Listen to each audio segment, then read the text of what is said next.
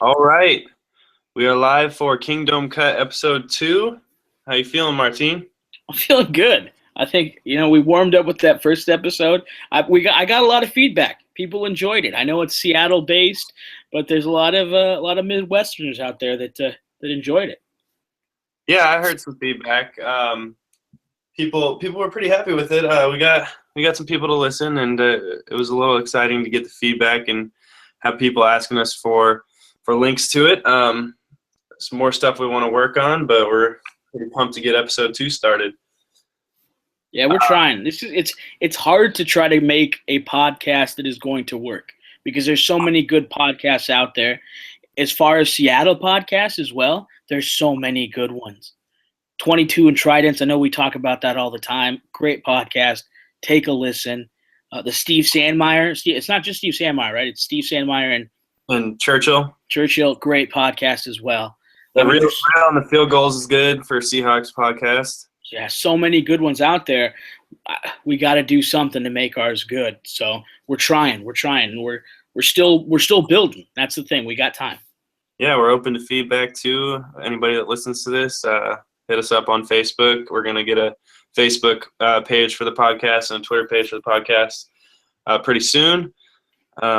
But for now, you can just contact us on Facebook and let us know if you have any questions or thoughts or suggestions. But yeah, I'm pumped still. I'm having fun with it. It's been fun prepping all week and everything. Yeah. So as far as we're pumped not only to do the show, but now we're pumped as Seahawks fans because we're in the thick of things. All of a sudden, you started out a year slow. We're getting better. In that game in Baltimore against the Ravens. I mean, come on. I don't think you could ask for anything better. It was, well, the first half, it felt a little weird coming into halftime. They felt like they left a lot out there. Everyone was a little down with the Thomas Rawls going down.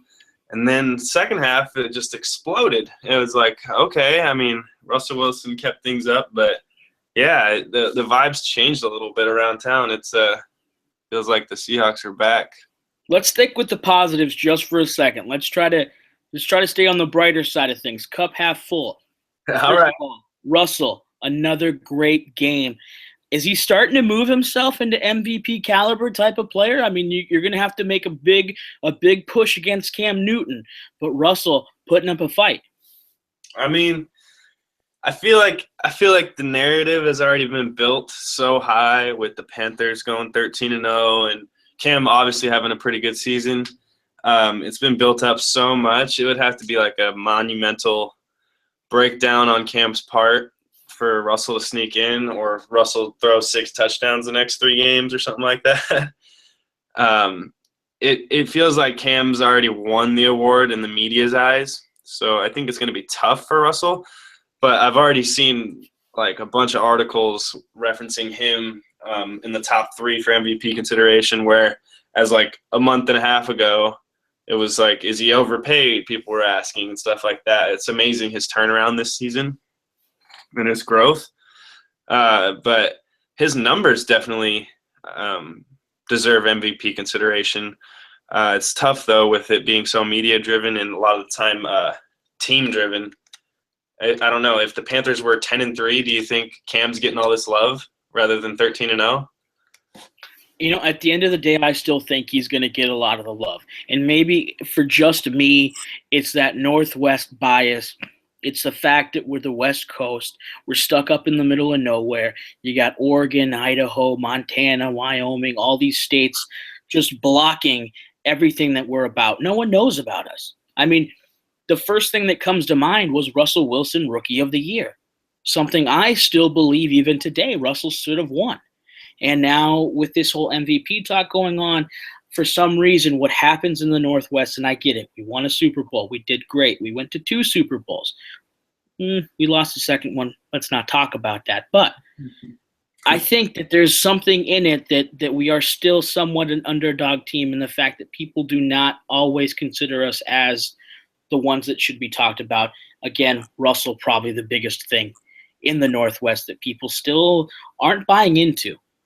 Yeah, you brought up a good point with the Rookie of the Year and RG3. Russell had better stats that year, had more touchdowns, and it felt almost exactly similar to this situation with Cam. With RG3, they had built up the story of him, the star, everything like that, his draft status. And then you have this quarterback who's under 6 foot, drafted in the 3rd round, playing on a great team. Is he the reason that, or is his team helping him too much? It always seems like there's an excuse for why Russell Wilson's numbers don't matter in the media. Whereas the last few weeks, he's been starting to get a lot of credit for carrying the team now that Marshawn's out. Thomas Rawls went down this week. He's been getting more credit for carrying the team. Finally, it feels like it's always just been discounted for whatever reason, whereas other players get credit for doing less than Russell just because they don't play on as good of a team. So it's a little weird to me.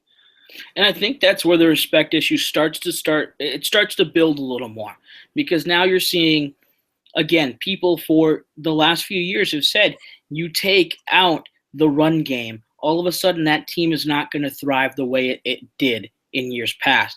Russell's not a throw-first quarterback. He's not going to survive with the Seahawks not doing so well with the run-first offense, not doing so well. I mean, again, let's look back a little farther and talk about, hey, that offensive line, not as strong this year. All these little pieces that are falling apart now, and Russell's still stepping up and doing something, yet people still don't look at him and say, hey, that's an MVP-type quarterback. He is an elite quarterback, someone that can put the team on his back and play the game the way it's supposed to be played. There's still a sense of disrespect, I think, and that's okay. I like that. I enjoy that as a Seahawks fan. But at the end of the day, he's doing something that most people didn't expect him to do, which was put the team on his back, win some games when they matter. And look at this stretch. That's what we're doing now. You know, and one of the things that I'm seeing still, now that Lynch is gone, now that the defense has taken a tiny step back, those used to be the narratives that people used. Now it's, he's doing it against bad pass defenses. It's like, come on. It changes. It just changes. Give the guy some credit. He's throwing 5 touchdowns a week. He's on one of the hottest streaks in NFL history. He's the first quarterback ever to post a quarterback rating of 138 or higher for 4 straight games ever. And it's still being discounted by something. And when it's not his fault, guess whose fault it is? When it's not football's fault, guess whose fault it is? It's Sierra's fault. Sierra. I mean, come on. Just at some point, we have to back off and give this guy the credit that he deserves. It's not just the game. People try to blame it everywhere else. It's the divorce. It's the new girlfriend. Whatever it may be, at the end of the day, he's getting it done, and we have to give it to him. You know what's so funny is earlier this year he struggled some. His touchdown to interception ratio right now is 26-7. It was 10-7 4 weeks ago. Huh? Not great. So he was getting some criticism, and some of it was good criticism. But I look around and I see articles about the Niners wondering if Blaine Gabbert is the answer at quarterback next year. And people say Russell Wilson's overpaid. It's like you have to pay your quarterback when they're as good as Russell Wilson. It's ridiculous to think that people think that quarterbacks grow on trees and you can just go grab one if one's not playing perfectly at the time. People need to appreciate that we have an elite quarterback, a top 5 quarterback in the league, and he's still only just turned 27. It's just people need to live in now and realize that he's playing amazing and is going to be here for a long, long time. Yeah, people don't look at the fact, like you said, he's still young. He's still learning.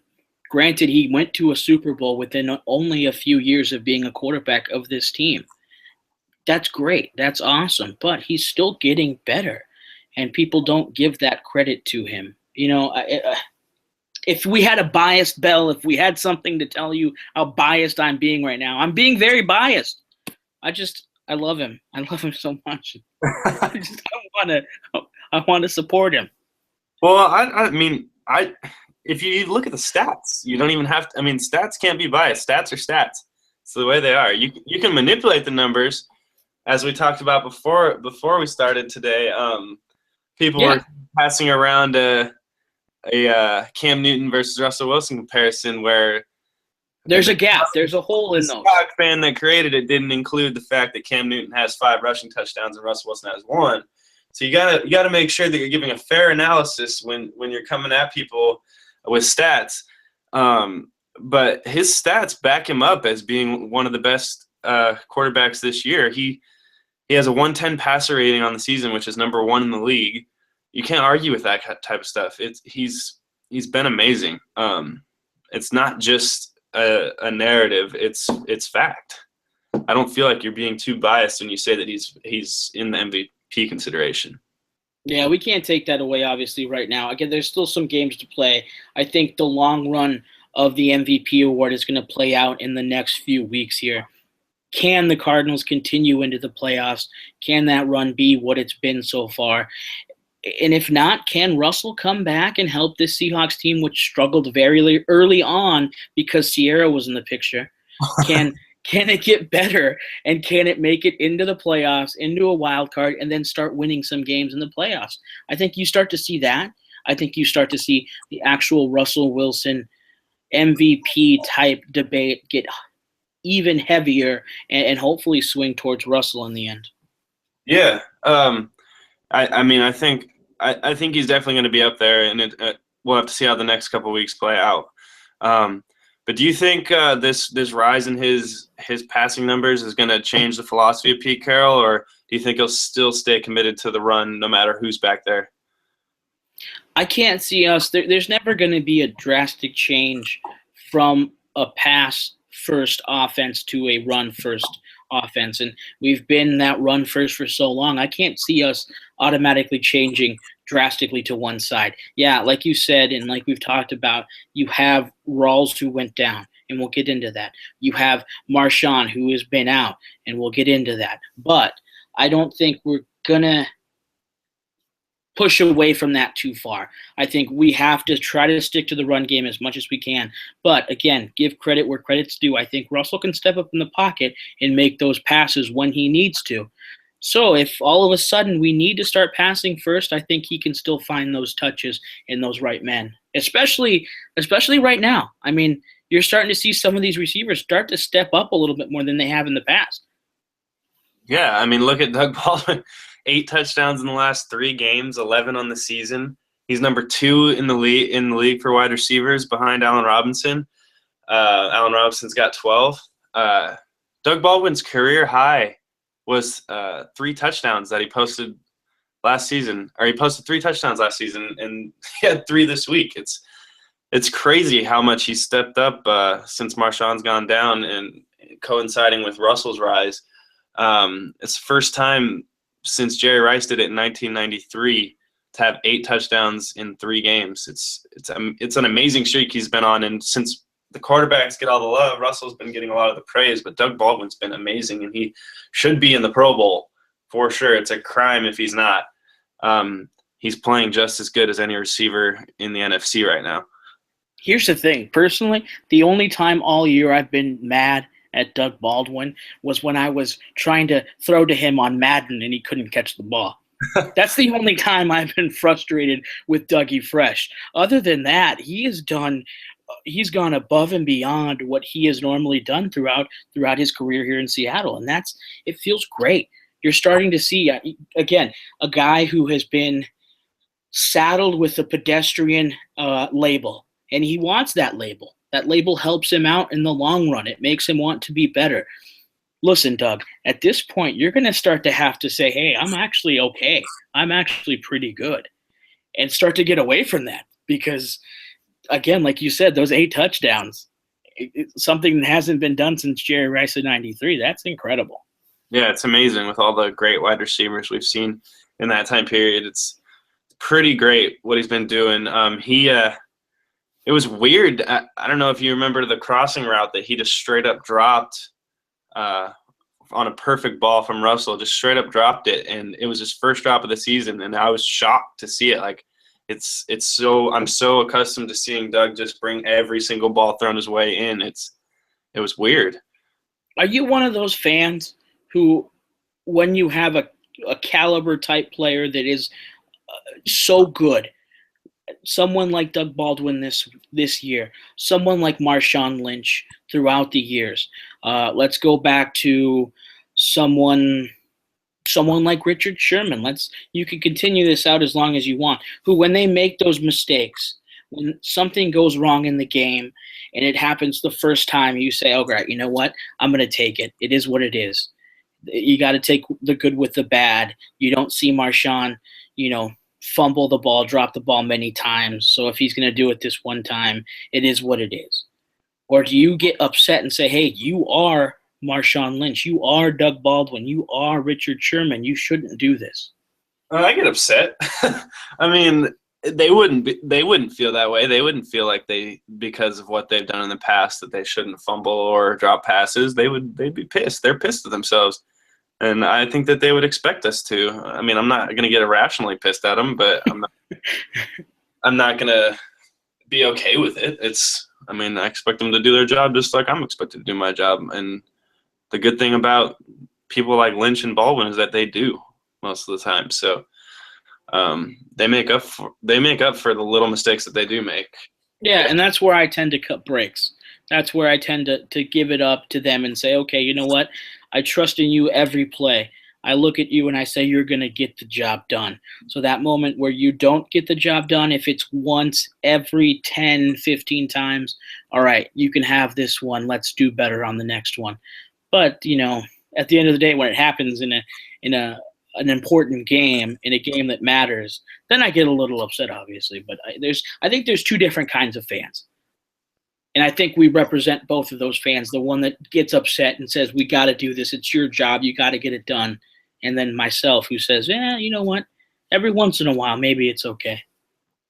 Yeah, I don't know. It's still so hard when we're such big fans. It's like so hard to just accept a fumble or a drop. It's just like, I get so upset. But overall, I mean, like I said, they do so much good, and they're such solid players that it's easier to get upset at a player like I don't know, Justin Smoke for making an error first base.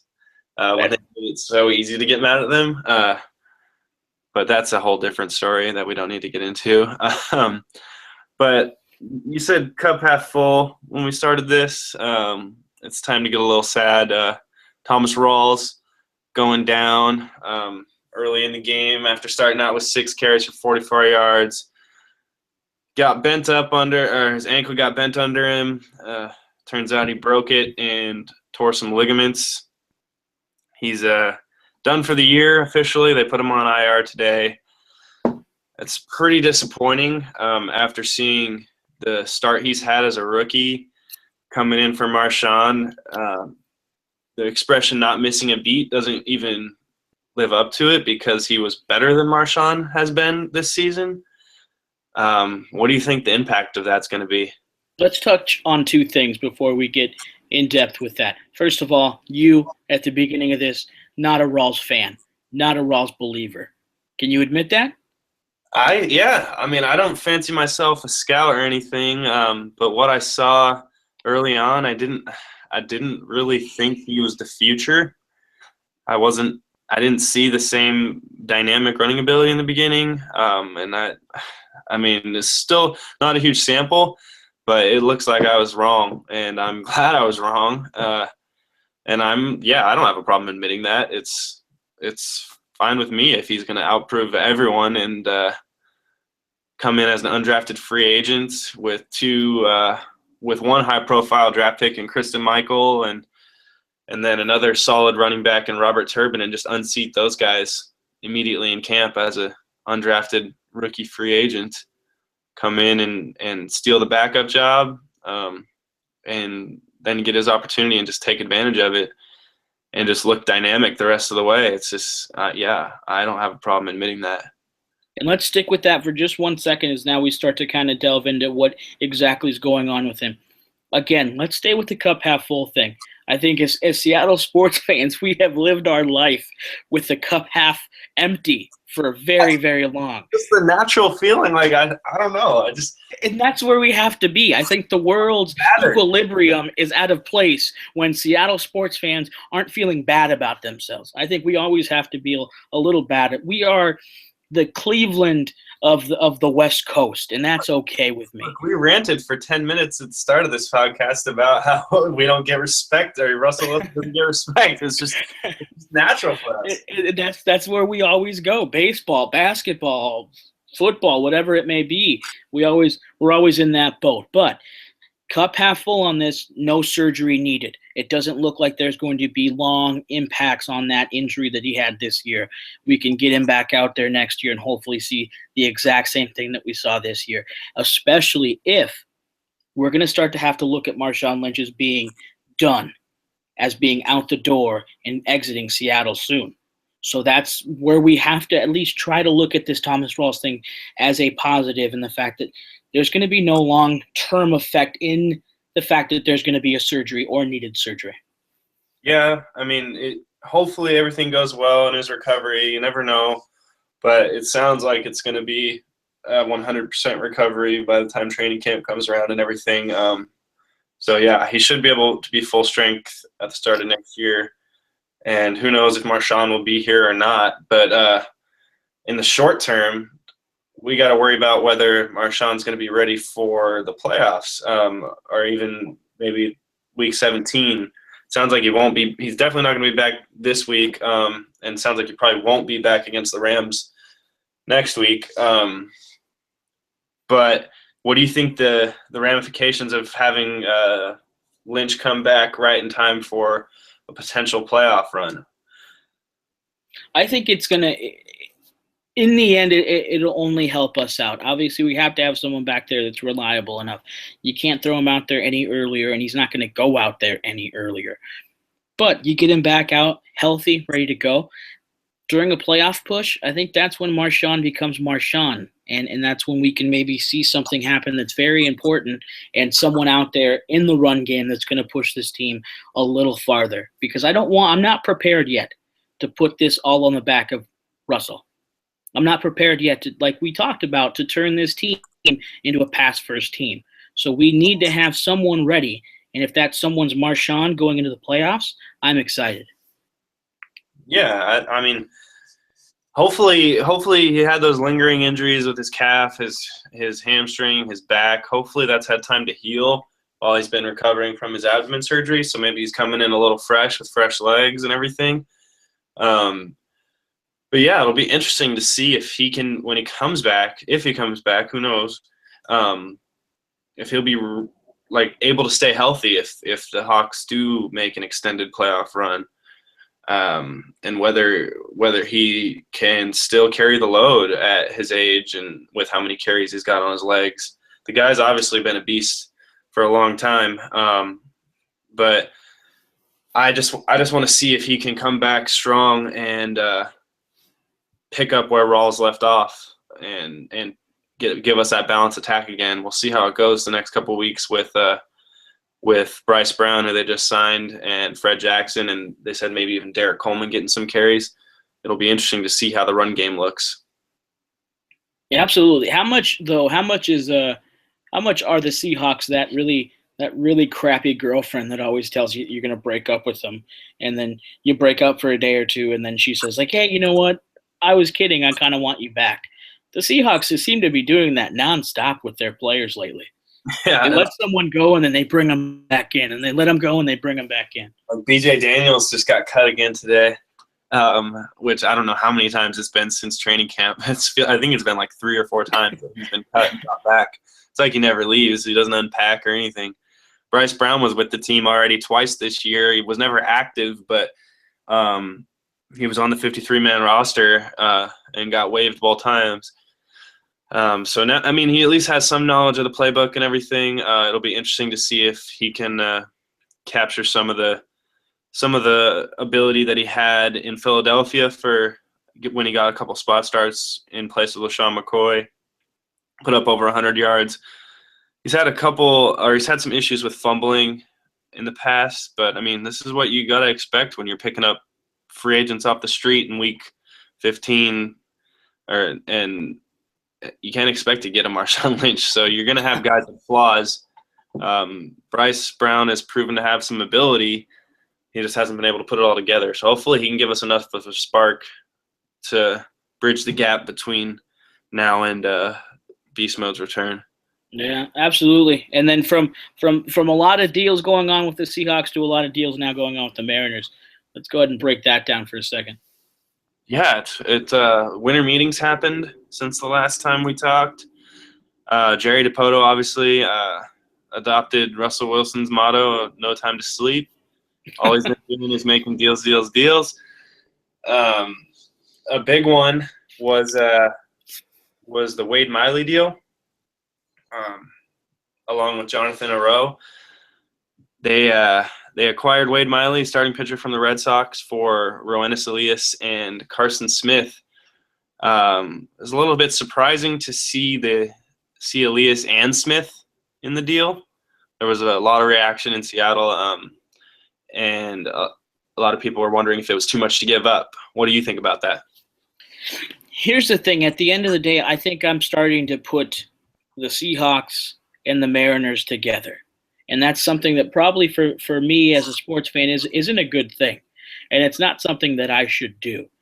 But at this point with Dipoto, a new guy, a new regime in that front office, I'm starting to put a little more faith into him maybe than I should. But when this first went down, I wasn't too happy. I wasn't all out joyous about the fact that we traded Smith, that we traded Elias.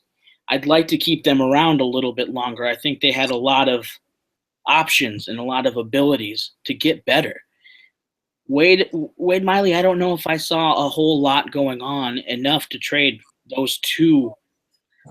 I'm not going to say outstanding players, obviously, but guys that were in the pen and were able to give you innings and cut up some innings, especially for the Mariners when we didn't have someone in the closing spot and Smith was able to come in and really get it done. Yeah, Smith was pretty amazing. He had like 92 strikeouts in 70 innings, which is super high strikeout rate for a reliever. Elias was a solid 5th or 6th starter, a guy that could also come in out of the pen for you, who was still kind of reaching his ability, not really all the way polished yet. So he's got a lot of athletic ability, a lot of potential still, and the Red Sox can use him in the bullpen or as an end of the rotation guy. Carson Smith, he would have seriously battled to be the closer of the Mariners this year. So it was a little someone with his talent. I mean, I know relievers are pretty volatile. I mean, next thing you know, he could be terrible. It shows you that in 2014, the Mariners bullpen was the best in the league, and you returned a lot of the same pieces in 2015. It was one of the worst. So you never know what's going to happen with a bullpen from year to year, but it's still scary to give up 10 total years of control between the guys and get back a really solid starting pitcher in Wade Miley. I don't want to discount Wade Miley too much. This is not a scrub that we're getting. Puts up 200 innings every single year. He's a solid three starter. Never pitched in a pitcher-friendly ballpark. He was in Arizona and Boston, both hitter-friendly parks. So it'll be a little bit interesting to see what it's like when he's pitching at Safeco rather than those two parks. It's just not flashy, and you see two players with a lot of promise go. It makes it a little tough to swallow, but it filled a need, but it also created a hole. So it's tough to swallow. A lot of Mariners fans weren't happy about this trade. Yeah, obviously it threw me off. Wasn't something that I was fully prepared, but I think we talked the day before and we both said, yeah, look, Dipoto might be done. The moves might be over, and then he goes out and makes this one. But at the end of the day, like you said, someone's going to eat up some solid innings. Not comfortable with the fact that I don't have a huge, at least personal sample size, like you said, again, in a big ballpark, in a pitcher-friendly ballpark. So I'd like to see what he's able to do there. At times, though, do players come to Seattle and they're not what they were advertised to be? Absolutely. So that worries me as well in the long run. But we'll see what happens.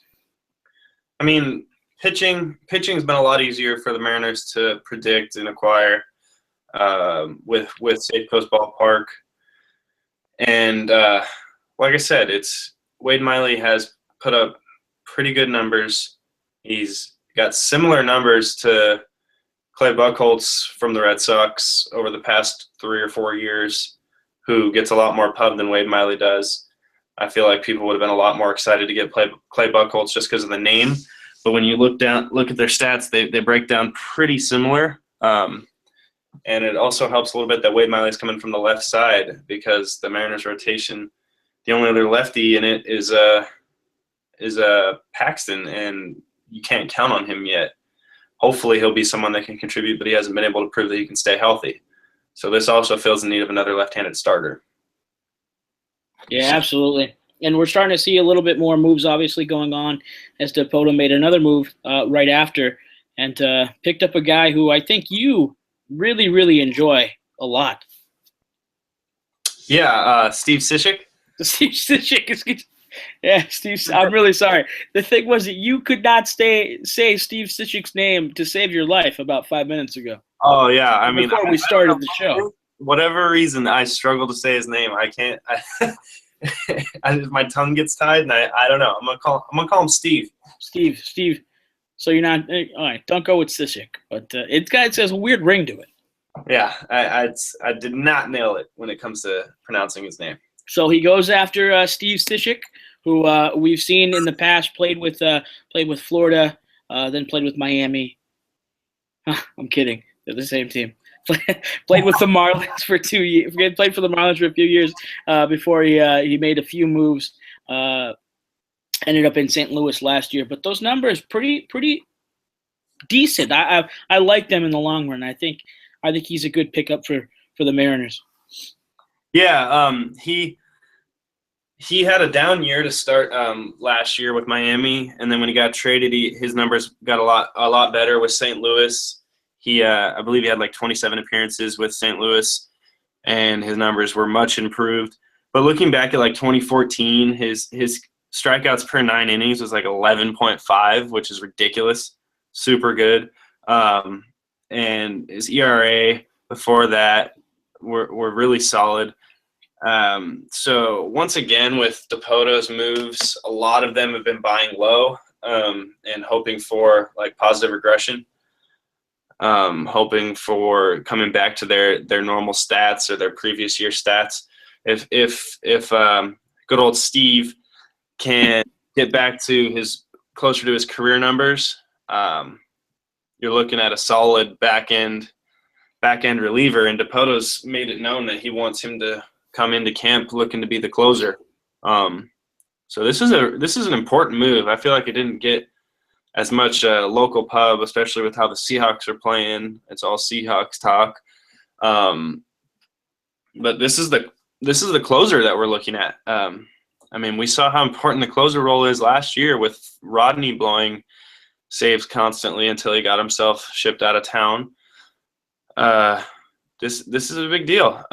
He's gonna be a big factor, whether it ends up him being the closer or in the 8th inning, or Benoit being the closer. It's gonna be interesting to see how he recaptures his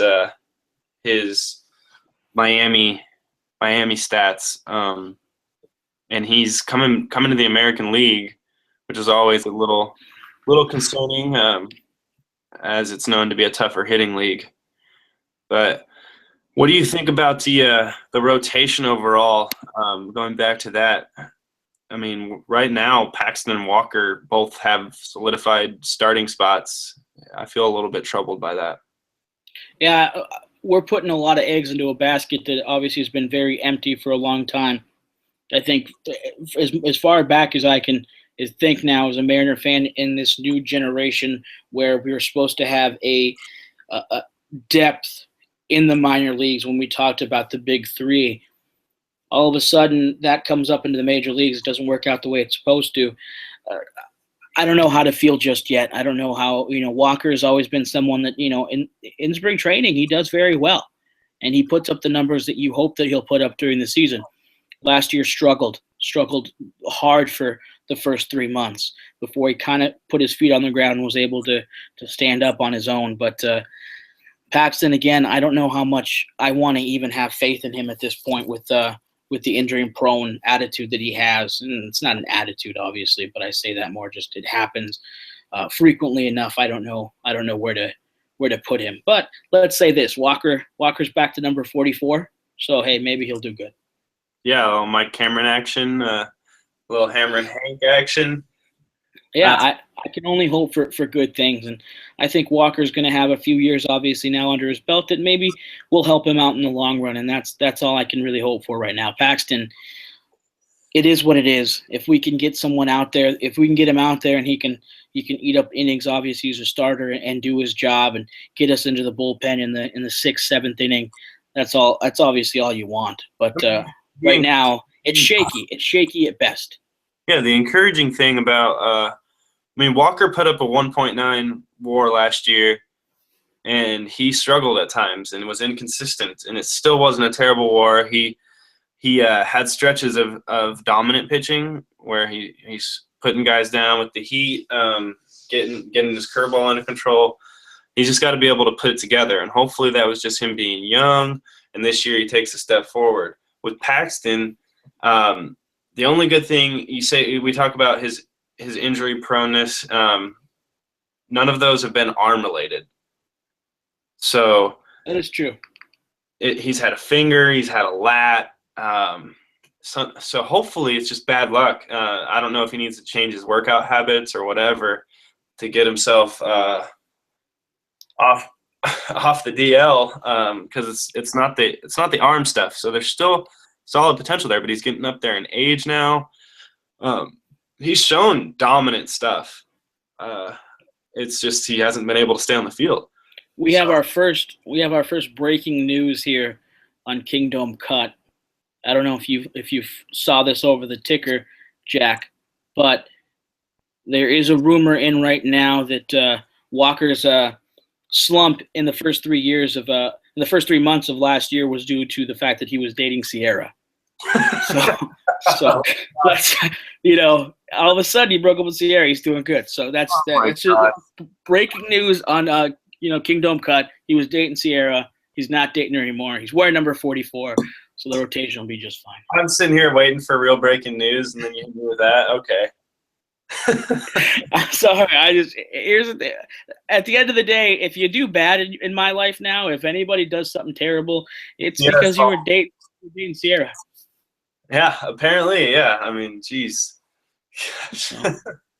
I'm sorry about that. Yeah. So the rotation, again, as we said, moderate at best. Hopefully it'll solidify itself. But the bullpen, I'm starting to enjoy it a little bit more. The fact that we're kind of maybe starting to lock it down. And you say that Devoto's pretty much done. I still think there's a move or two to be made in the bullpen.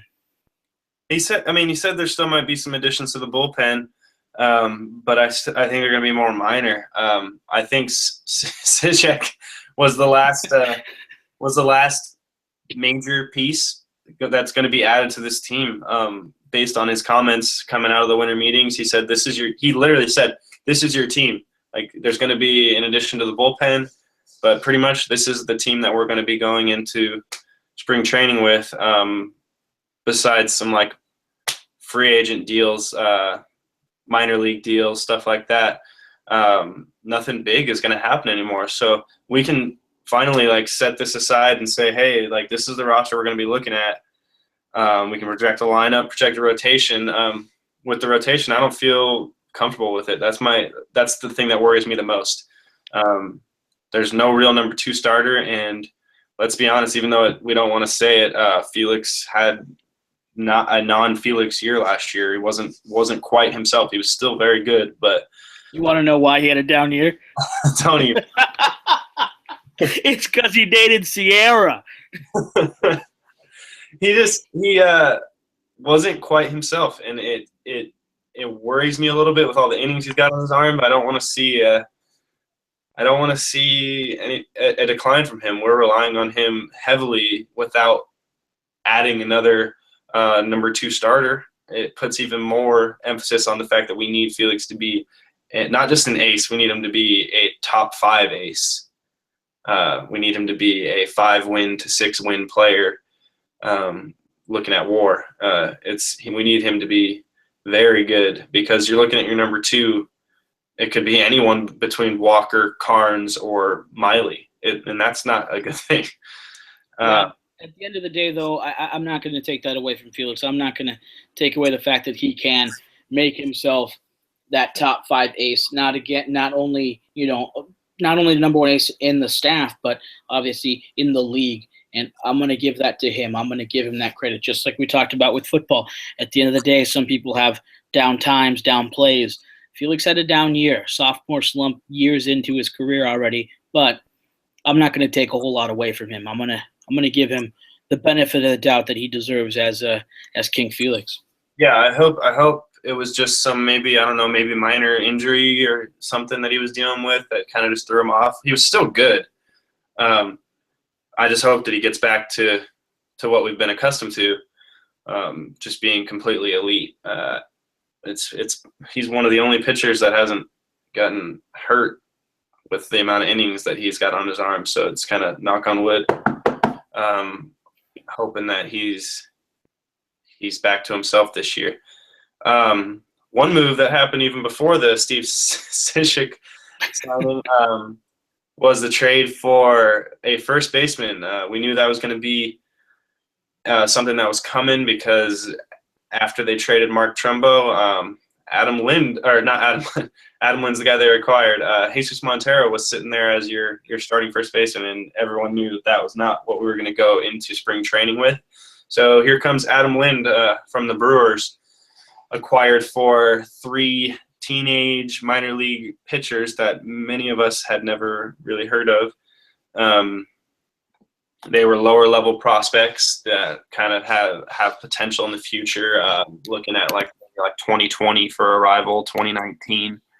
But in return, the Mariners are getting a proven first baseman who can get on base. And what are you thinking about the deal? At the end of the day, we got someone that's going to be able to platoon, like you said, with Jesus Montero, and that's all we can ask for. Adam Lind, a very good on-base percentage, something that's going to help us out in the long run. You see Dipoto starting to make some moves. It's not about the power hitters. It's not about the big bats this time around. Now it's about the guys that can get on base and the guys that have a better WAR. Obviously, we differ in our ideas of where the stats should be directed towards. But Adam Lind, I think in the end, we have a solid first baseman that can go in and platoon with Montero, and that's right now all I could even wish for after years and years and years of seeing first base just go to nothing. We haven't seen a first baseman since John Olerud. So, yeah, we had that year with Russell Branyan where he hit like 31 homers out of nowhere, but some of that was at DH. We have not had a good first baseman in a long time. And Lind has put up really good OBPs the last 3 years. Can't hit lefties. That's why they're going to be most likely. I mean, we'll see how Montero performs and whether Dipoto buys into Montero's attitude and all that. It seems to have gotten better last year. But Lind can't hit lefties. He mashes righties, which is going to be nice. And he's got some pop. He hit 20 homers last year. Gets on base, not a great glove at first base, but overall, I mean, it's definitely an upgrade with no immediate damage done to the Mariners, giving up some prospects that were pretty far away from the majors, and who knows what can happen with prospects. Like we said, the big 3 earlier, mentioned Danny Holtzen. He's coming into the camp as a reliever. So anything can happen. Anything can happen to pitching prospects because you're only as healthy as your next pitch is what they say. Yeah, absolutely. And the biggest thing, like we've been saying now, it's just you have someone that can platoon. We'll see what happens with Montero. Obviously, we've seen most of our guys that we saw as the young up and comers. Even though we traded for him, again we traded for Smoke as well, but those guys could go easily. He could be gone very soon, and something could be made new at first base. But right now, we have a decent enough platoon. I think they could take us into the year. Yeah, I mean, Lind is basically a rental. He's a free agent after this next season. So if things aren't going well, someone you can sell at the deadline. But they get a solid player. And the great thing about this year is that in years past, this guy coming in, he hit 277 last year with a 360 OBP. A few years ago, that would be the number 3 hitter on your Seattle Mariners. This year, he's looking at hitting 6th or 7th. And you got to credit DePoto for that. He's lengthened the lineup way more than just Cruz, Seager, and Cano this year. You got some solid additions with Aoki, who's going to get on base. Hopefully, Ketel Marte can just pick up right where he left off since he came up last year. You got Seth Smith, who's a solid OBP guy. Franklin Gutierrez was a spark last year. And then adding in Adam Lind to hit 6th or 7th with a 360 on base percentage. Last year that was Logan Morrison, who had like a 300 on base percentage. It's a big upgrade, more than people realize, and I'm excited to see our 7-hitter be a real threat. A guy worth watching at the end of the day. Yeah, someone that not an Ackley. Someone that's not a home run or bust or just praying that they can get the runner over or something like that. It's someone that's going to actually be able to knock in a Cano, knock in a Cruz who's on second base. Whereas the past couple of years, our 7-hitter, I mean, it was a black hole. 7 through 9 was a black hole every time. If you see that coming up, you knew nothing was going to happen.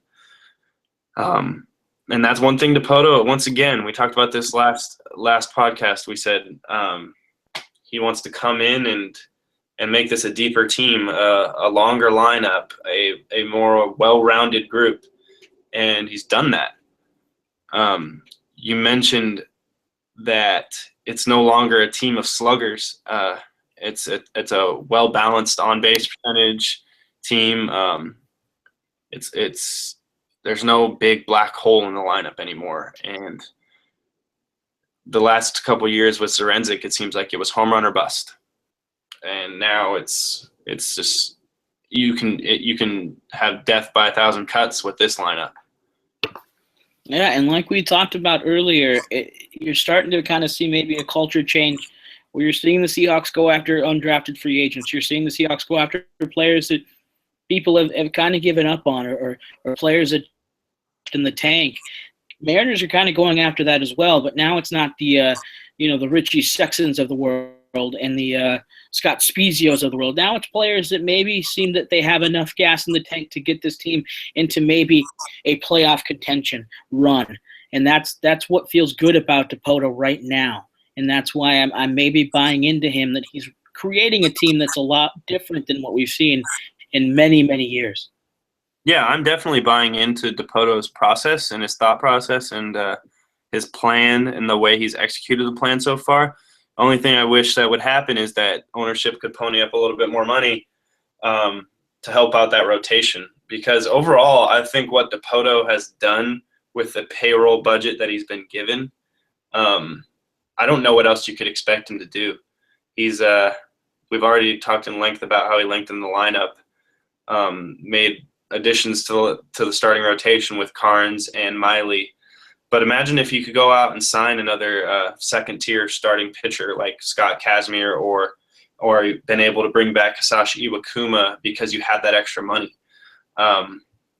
We'd be looking at this team completely different if we would be able to go out and get a second starter and slot Miley in at number 3 and Walker in at number 4 and Carnes in at number 5 with a number 2 starter in there behind Felix, along with all these additions to the lineup. And all it would take is money. I mean, there's free agent pitchers out there for days. It's a strong free agent pitching class. And because of the limits that ownership has given DePoto, he can't his arms are tied, so he had to do what he thought was best to overall make the team more balanced and better. Do you agree with that?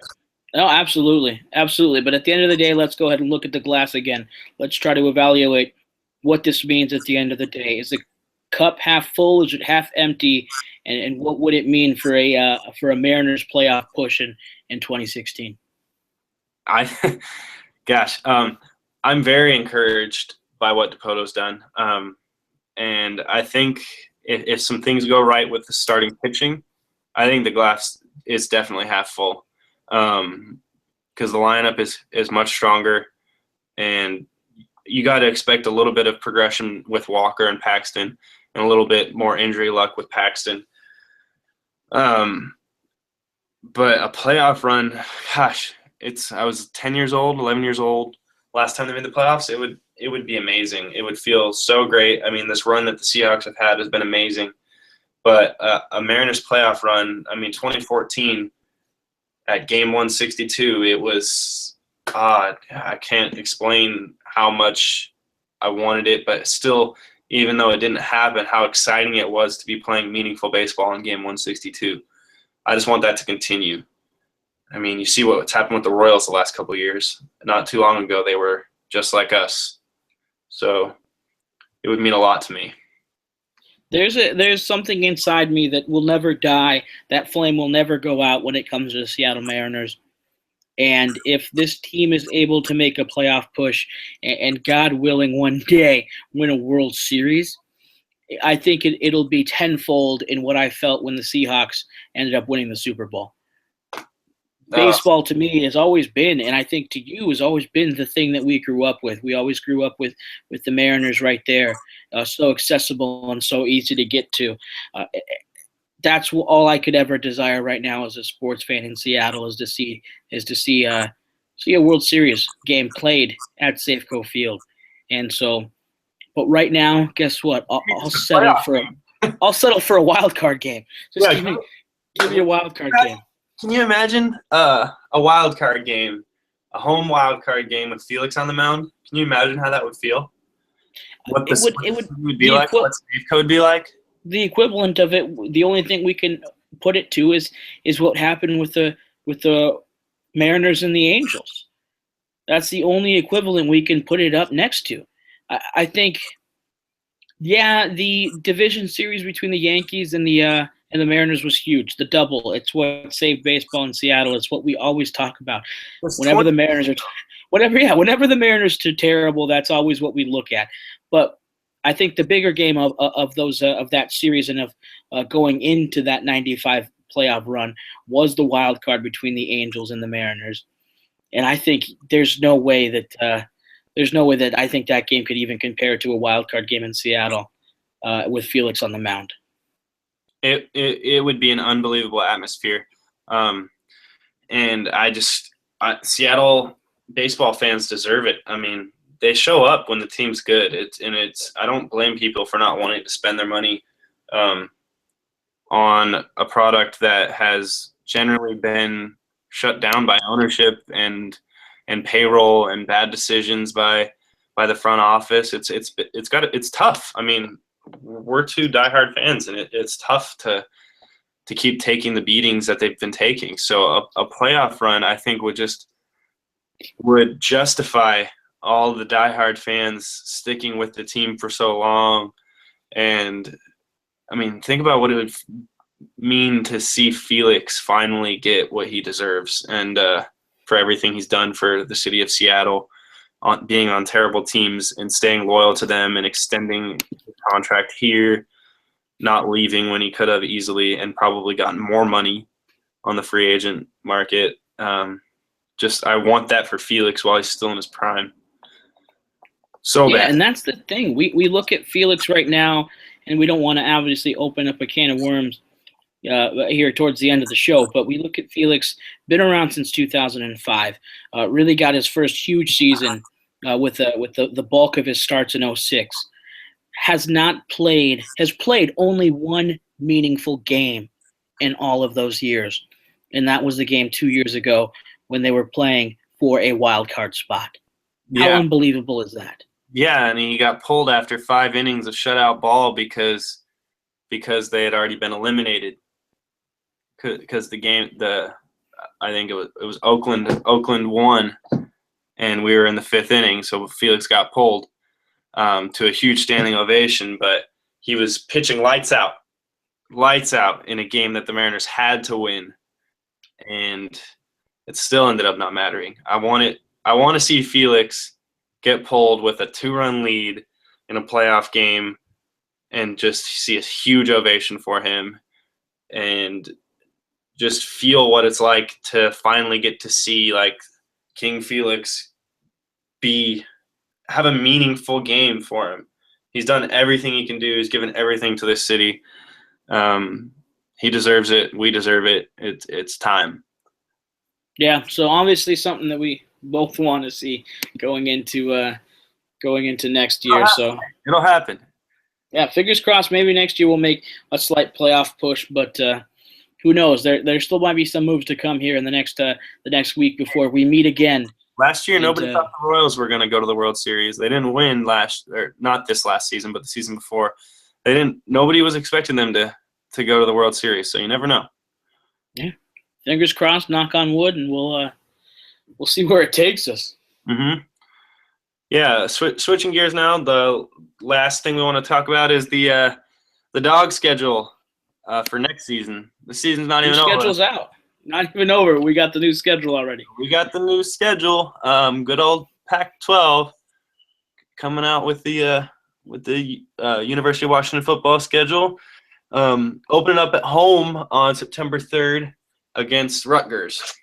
But looking at the schedule, what do you see? Early predictions? Anything like that? Well, I mean, let's look at it first of all. The first few games there coming home. You're gonna play Rutgers. You're gonna play Idaho. You're gonna play Portland State. I mean, the only game that Portland State took down Wazoo. Yeah, I don't know. They couged it on that one. Let's not get too in depth about the Cougars schedule, but right there, you should have hopefully 3 fairly easy wins. This game, all of a sudden, the Huskies. Sorry, we got to switch gears. The Huskies schedule doesn't start to get anywhere close to impactful or hard until you get into game 5. Until you're starting to see Stanford and you're starting to see Oregon. Home against Stanford. Yeah, so all of a sudden it's going to get a little bit more difficult, and the gears switch again as we head down to Oregon this time to play Oregon at home. So I don't know what it is. It seems like they always play Stanford and Oregon back to back. It's pretty annoying. But looking at the schedule, they get Stanford at home. They get USC at home. 2 tough games at home. 2 teams that are probably going to be ranked at home. The only they play Utah on the road, Oregon on the road. Those are the 2, and obviously the Apple Cup's always interesting, and that'll be at Wazoo. But I see 8 to 10 wins. That's obviously a broad range there, but 10 wins would not surprise me, assuming that Jake Browning takes a step forward, and he showed that he could by getting better throughout this season already. Yeah, absolutely. And to go into next year, and first of all, as a fan who's not in Washington, who doesn't get to watch most of the games, and the whole Pac-12 network, don't get me started on that because that's a thing in itself. But to be a fan that has to catch these games on the road out here in the Midwest right now, to hear the constant repetition of, true freshmen over and over and over again. I think people all across the country understood that Washington was working with a deck full of true freshmen. And we're building and we're trying to reorganize, and we're starting to see the Chris Peterson era hopefully come alive in Washington. And you saw glimpses of it this year. And to see that happen is amazing as a Washington fan. But yeah, like you said, 10 wins I think is a solid prediction going into next year. It's doable. It would be tough, and it would definitely be a huge step forward for the program. But it's definitely possible. I would be disappointed with anything less than 8 wins, and I'd be shooting for 9 to 10 if I'm Chris Peterson. No reason why, with the talent that they brought in, with Myles Gaskin being so great as a true freshman, with Jake Browning being nothing more than solid, or nothing worse than solid, there's no reason this team shouldn't be upping their expectations for next season, and we all should as fans as well. But I'm excited for where the program's going. The saddest thing about this schedule, the worst thing about this schedule for me right now, is the fact that USC comes to Washington and Steve Sarkisian won't be at the helm as he comes back into Washington. Nothing. Yeah. I couldn't have asked for a better Christmas gift going into next year than to see Sarkisian come into Washington and have to look that program in the face one more time and say, hey, you know what? I made promises and I didn't follow through on those promises, and I ended up walking away from you. And I would have loved that, but obviously we won't see that. Well, I'm pretty happy we upgraded. Absolutely, there's no doubt. There's no doubt. You went from the drunk uncle at every family gathering to the cool dad. Yeah, I'm pleased with where Chris Peterson's taken this program, and I can't wait for next year already. Yeah, so that's your Washington Huskies schedule, their breakdown for next year. So exciting, and we got a bowl game coming up, even though it's really not much of a bowl game. But so there's a decent chance that we'll be able to podcast together soon, huh? Absolutely, we'll actually be in the same area code here in the next week or so. Yeah, I'm excited. Finally get to see that beautiful face of yours. Oh. You're too kind. Thank you so much. I'm excited. Yeah, and again for the show, going to be a lot of big moves. Like you said, we're trying to get better. We're trying to make this something that can hopefully last. My tenure on the show known as the Average Joe Sports Show out here in southern Minnesota is slowly coming to an end. So I'd like to transition into something new, and hopefully that is Kingdome Cut, and that is a podcast that can hopefully survive. Yeah, we'll once again be posting this to Facebook and Twitter, so I'm excited to get feedback from everyone who listens. Yeah, and the thing is, we're going to try to make some improvements. Like we said, we're going to try to do some things a little bit differently.